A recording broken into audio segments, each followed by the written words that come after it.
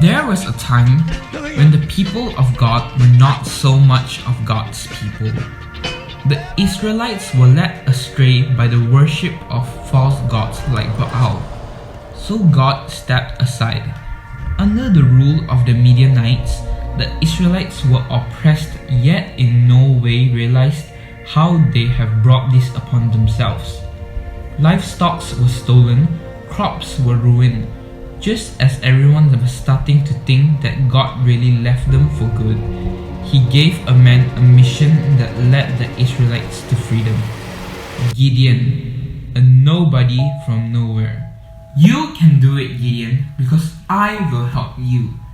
You will crush the Midianites as easily as if they were only one man. Gideon was in disbelief. I'm sure we all ask the same questions to ourselves in our heads, just as Gideon probably did. Why me? To prove God's calling, he made an offering. The meat, bread, and broth on an inflammable rock burnt up with the torch of the stick the angel held.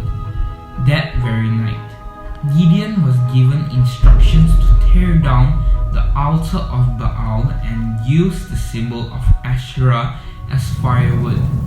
Gideon, knowing that the people would be outraged, he obeyed. Receiving death threats the next morning, the people waited for Baal, the idol, to handle Gideon himself. Only if Baal was all-powerful, what earthly things do you worship in your life that you are willing to give up for God to work away in you?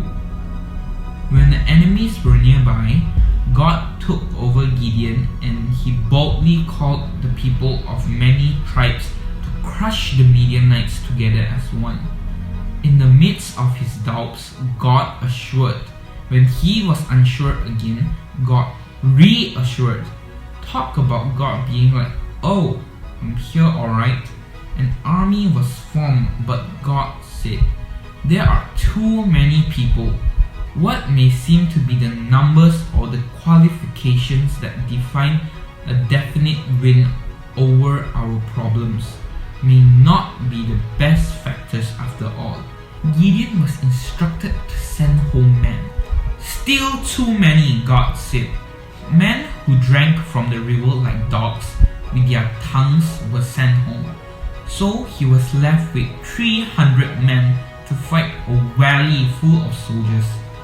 300 men! Have you ever been placed in a circumstance so impossible to overcome? Well, you see, it wasn't Gideon's battle to fight, nor did it belong to the Israelites. It was God's battle, and God won.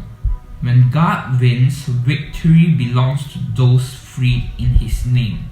How can we expect to see a perfect God at work without an imperfect circumstance? It always seems like we have been placed in battles unprepared, unarmed, or even outnumbered. Sometimes we just get spawned in situations we were never qualified enough to handle. That's because it's true.